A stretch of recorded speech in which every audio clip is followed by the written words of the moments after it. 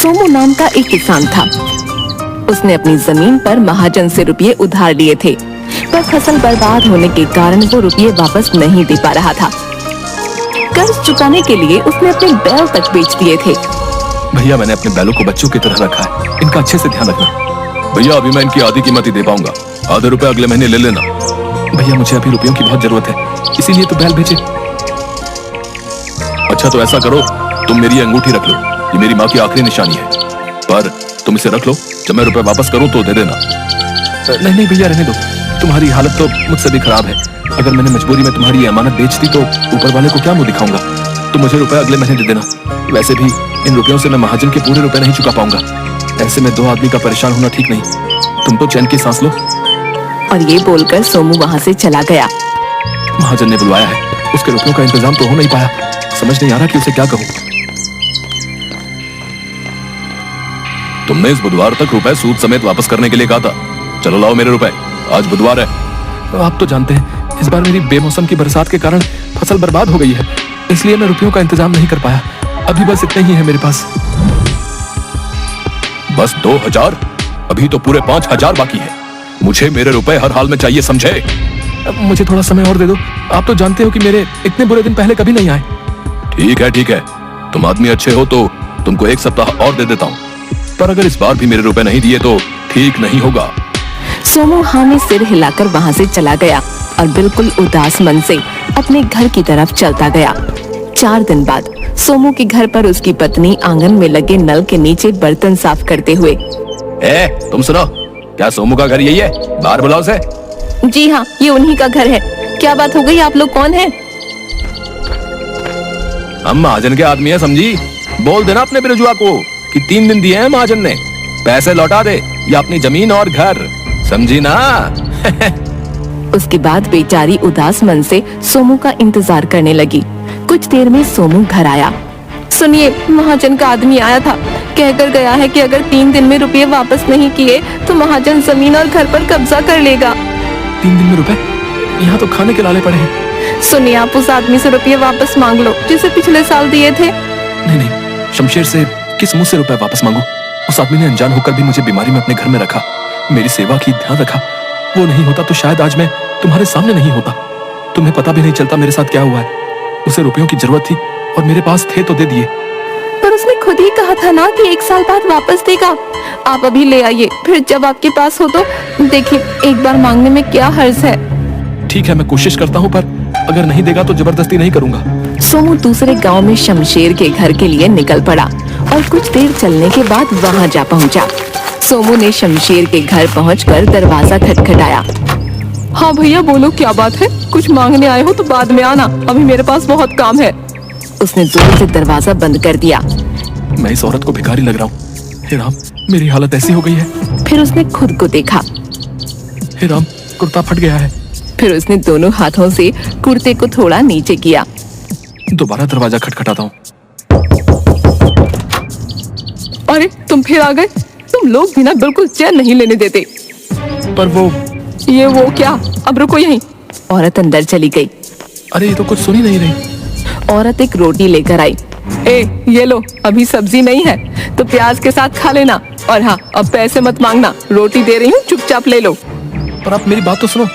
अरे, अभी भी कुछ कहना है? शमशेर को बुला दो, उससे काम है। कौन शमशेर? इस घर का मालिक है ना शमशेर, मुझे उससे थोड़ा काम है। शमशेर? कौन शमशेर?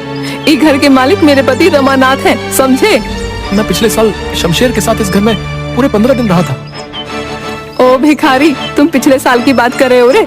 मेरे ब्याह को 10 साल हो गए हैं। मैं 10 साल से यहाँ रह रही हूँ। मेरे पति जन्म से। ये घर उनके पुरखों का है, पुरखों का, समझे? और मैं शमशेर के साथ इसी घर में था। तुम भिखारी होकर मेरा घर हड़पना चाहते हो? देखो, सीधे सीधे यहाँ से निकल लो, वरना ठीक नहीं होगा। मेरी बात तो सुनो। चलो चलो, निकलो यहाँ से। अगली बार दरवाजा खटखटाया तो मार खाओगे। औरत ने उसके मुंह पर दरवाजा बंद कर दिया।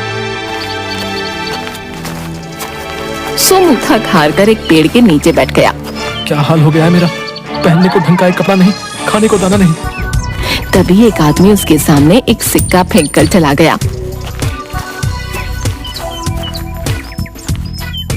शायद सच्ची में मैं भिखारी लग रहा हूँ। तभी उसकी नजर सामने एक घर के आंगन में घड़े बनाते कुम्हार पर पड़ी। उसे देखकर सोमू कुछ याद करने लगा। सोमू सड़क पर चक्कर खाकर गिर गया। उसे बहुत चोट लगी और खून बहने लगा। तभी वहाँ शमशेर आ गया। ए भैया संभल कर, लो मेरा हाथ पकड़ो। शमशेर ने उसे सहारा देकर खड़ा किया और घर ले गया। तुम तो चलने की हालत में नहीं हो, तुम्हें तो बहुत तेज बुखार भी है। ऐसा करो, कुछ दिन यहीं मेरे साथ इस घर में रहो, जब अच्छे हो जाओ तो चले जाना। सोमू खड़े होने की कोशिश करता है पर गिर गया। अरे रे भैया संभल कर, कहीं ऐसा ना हो कि जिंदगी भर ना चल पाओ। ना ना ऐसा मत बोलो, तो आराम करो। शमशेर ने उसकी बहुत सेवा की। सोमू अब थोड़ा बहुत चलने लगा। यहाँ भीतर पड़े पड़े जी घबराने लगा है, थोड़ा बाहर हो आऊं। अकेले कहीं चक्कर खा के गिर ना पड़ो, अभी भी बहुत कमजोर लग रहे हो। चलो मैं भी चलता हूँ। दोनों घर से बाहर निकले तो सामने वाले घर में घड़े बनाते हुए कुम्हार ने आवाज दी। ए भैया कहाँ जा रहे हो? तुम तो जब से आए हो घर में ही कैद हो, बाहर ही नहीं निकलते।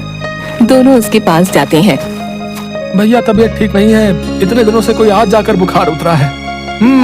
एकदम मुरझाए लग रहे हो। तभी मैं सोचूं पड़ोस में नया आदमी आया और कोई बातचीत नहीं। ए देखो, तुमको तो ढंग से धोती तक बांधनी नहीं आती है। ठीक तो है? नहीं ठीक नहीं है, तुमको चलने में दिक्कत हो रही होगी। मैं बताता हूँ ठीक कैसे होगी। कुम्हार ने सोमू की धोती को थोड़ा पीछे से खींचा। अब ठीक लग रही है। हाँ अब सही है। सोमू कुम्हार के पास गया। भैया जरा सुनो तो। तुम अंदर मत आओ, वहीं रहो। पता चले कुछ तोड़ फोड़ दिया तो बिना बात के नुकसान हो जाएगा। वहीं से बोलो क्या चाहिए। तुमसे कुछ पूछना है। अच्छा मैं आता हूँ। बोलो क्या बात है। भैया मुझको पहचाना नहीं तो कौन हो तुम? मैं पिछले साल वो सामने वाले घर में तुमने मुझको धोती बांधनी सिखाई थी। सोमू तुम ये का हाल बना रखा भैया? फिर से कहीं चक्कर खा के गिर गया क्या? सोमू ने मुंह लटका लिया। शाम होने को आई है, चलो अंदर आओ, पहले नहा धोकर कुछ खा पी लो फिर बात करेंगे।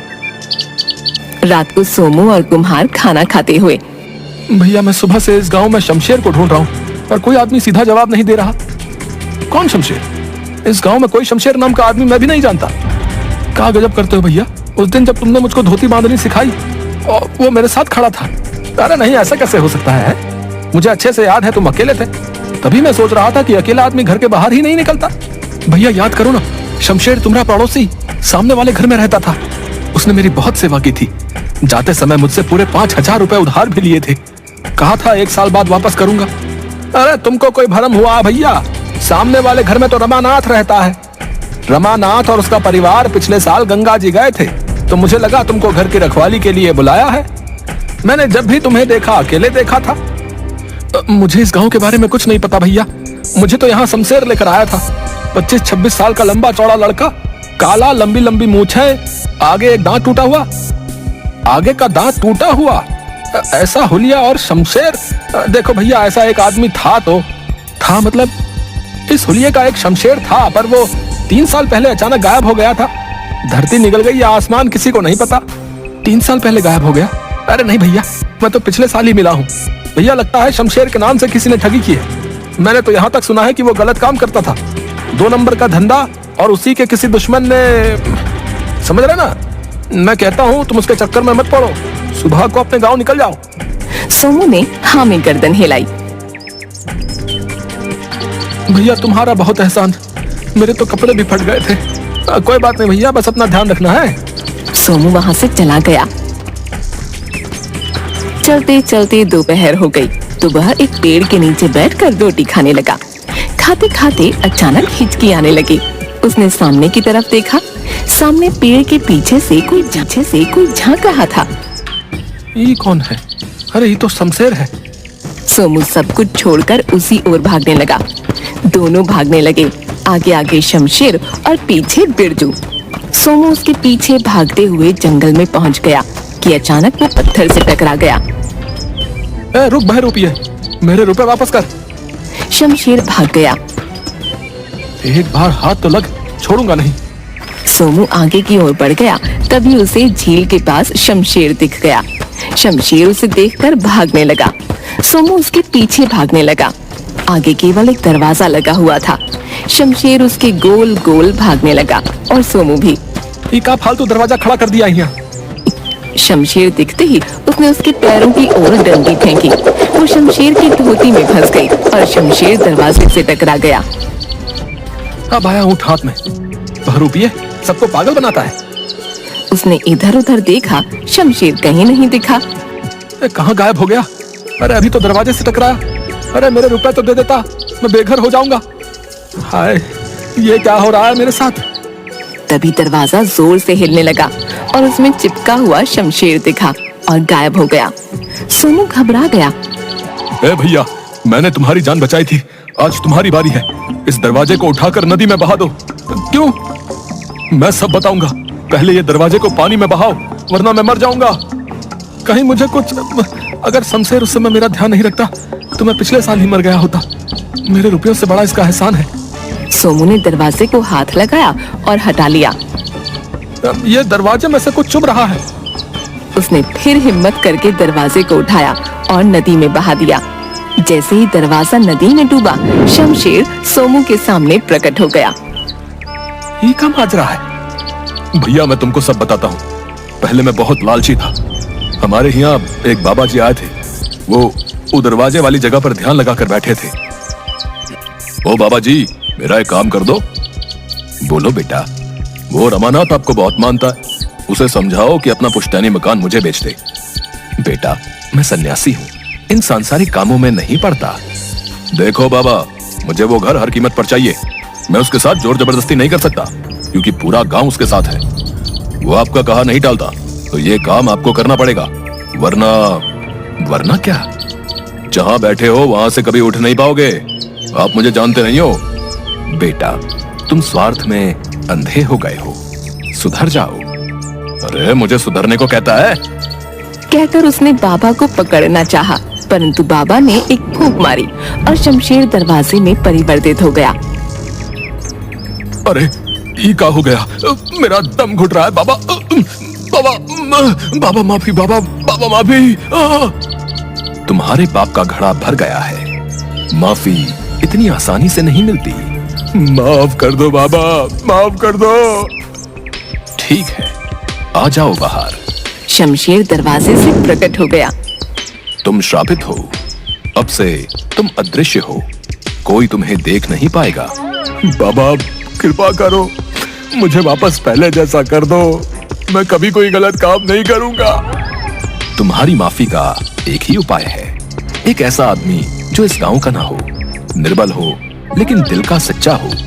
यदि उसे तुम्हारी जरूरत होगी तो तुम केवल उसे दिखने लगोगे। तुम्हारे सच्चे मन से की गई सेवा से यदि वो स्वस्थ हो जाए और 1 साल बाद वो इस दरवाजे को उठाकर नदी में बहाए, तो तुम फिर से पहले जैसे हो जाओगे।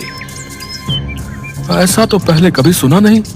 जब मैं तुम्हें दिखने लगा तो मैं समझ गया कि तुम ही वो आदमी हो, पर मैं तब तुम्हें ये सब नहीं बता सकता था। इसलिए तुमसे रुपए उधार लिए कि तुम 1 साल बाद इसी बहाने वापस आ जाओ। तुम बहुत होशियार आदमी हो, गायब होकर वापस इस दुनिया में आ गए। शमशेर ने वहीं मिट्टी में गड्ढा खोदकर एक डिब्बा निकाला। ये लो तुम्हारे रुपए, जैसे दिए थे वैसे ही हैं। सूद मैं बाद में दे दूंगा। नाना भैया, मेरा काम इन्हीं रुपयों से हो जाएगा। देखो, आज फिर तुमने मेरी मदद कर दी। तुम बहरूपिये नहीं हो। भैया, तुमने तो मेरी जिंदगी वापस की है। अब मैं भी तुम्हारी तरह सच्चा आदमी बनूंगा।